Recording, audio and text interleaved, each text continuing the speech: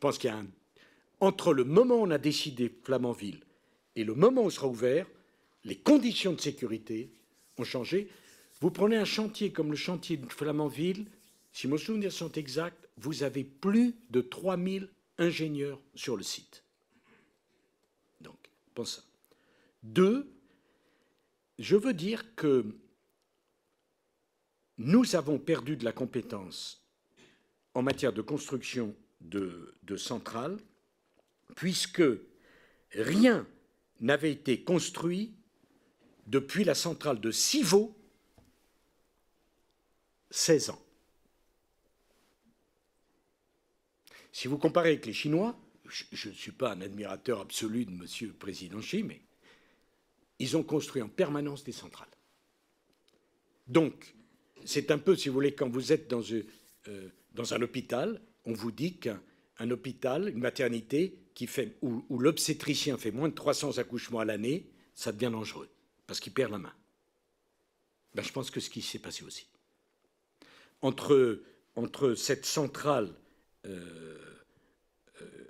la dernière que nous avons construite, et Flamanville, on a perdu de la substance. Troisièmement, comme vous le savez, Taishan a commencé 2 ans après la Finlande et Flamanville. Ils ont donc bénéficié du retour d'expérience de ce qu'on a mal fait.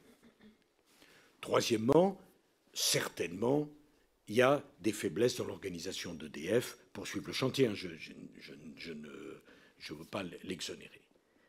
Mais je vous demande de réfléchir à ça aussi, non pas d'être indulgent pour les ingénieurs, mais de comprendre qu'on est au top du top de la technologie. On est à l'avant-garde, là. Ce n'est pas un truc qu'on peut faire avec la certitude. Vous voyez ce que je veux dire?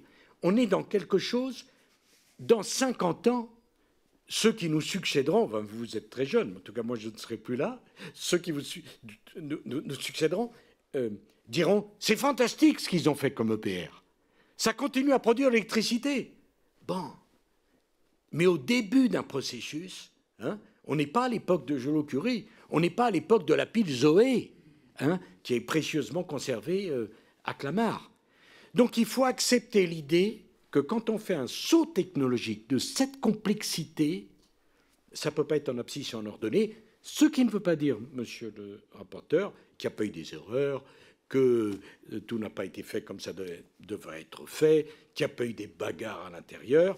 Et puis en plus, quand le discours ambiant après, c'est de dire le nucléaire, on va le fermer, le nucléaire, on va l'arrêter, les gens qui travaillent sur la pointe du nucléaire et qui attendent ça en permanence, ce n'est pas non plus un encouragement.